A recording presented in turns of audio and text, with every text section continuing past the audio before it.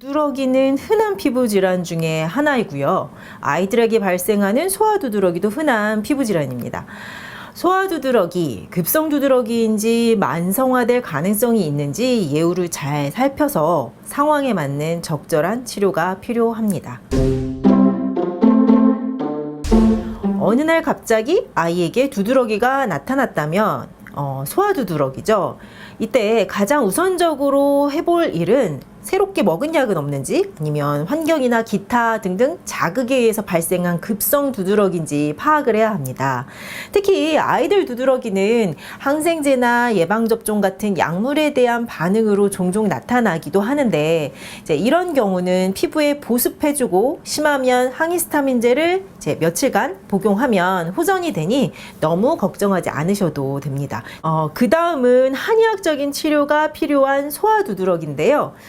첫 번째로는 약물이나 예방접종과 같은 사건이 있어서 발생은 했는데 항히스타민제 복용해도 진정이 되지 않는 경우, 혹은 호전, 재발을 반복하는 경우에는 체질 진단과 치료가 필요합니다. 두 번째로는 아무리 찾아도 별다른 유발 원인이 없습니다. 그리고 수주 이상 진행된다면 한의학적 치료도 필요합니다. 세 번째로는요, 두드러기도 있지만 아이가 만약에 비염, 아토피 피부염 혹은 천식과 같은 다른 알레르기 질환을 함께 가지고 있다면 이런 경우에도 정확한 체질 진단, 생활관리, 한의학적인 치료가 필요합니다. 위에서 말씀드린 소아두드러기는 전부 아이의 면역 체계에 이상이 생겨서 발생하는 경우죠. 때문에 만성적으로 진행되고 항원을 찾기도 어렵고요. 또 항히스타민제만으로는 호전이 어렵습니다. 체질에 따라서 악화 요인 배제하고 면역 체계, 면역 시스템이 튼튼해질 수 있도록 하는 것이 치료의 포인트입니다.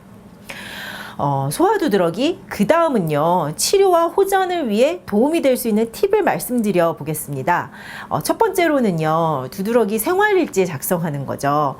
꼼꼼하게 언제 두드러기가 어떻게 생겼고 어떻게 진정이 되고, 혹은 먹은 음식은 어떨 때 어떻게 나오는지 꼼꼼하게 선입견 없이 적어도 수주 이상 적어가면서요, 아이의 두드러기와 생활습관, 식이습관과의 연관성을 찾아보는 것이 필요합니다.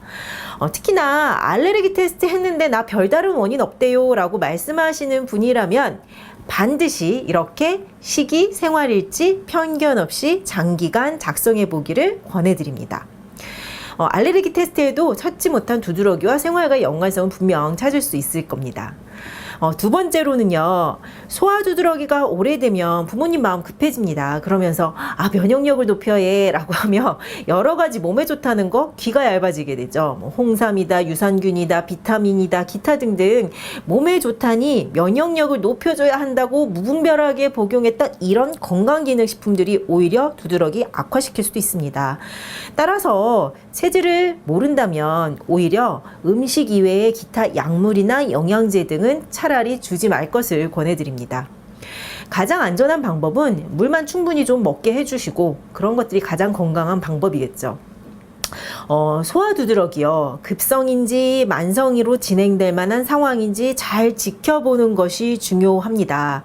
두드러기는 수면이나 집중력 형성을 방해하고 간지러움으로 삶의 질을 많이 떨어뜨리죠. 그러면서 건강한 성장에도 방해가 됩니다. 소아두드러기 잘 살펴보시고요, 적절한 치료 시기 놓치지 마시고 체질 진단, 치료 병행하는 것이 필요합니다.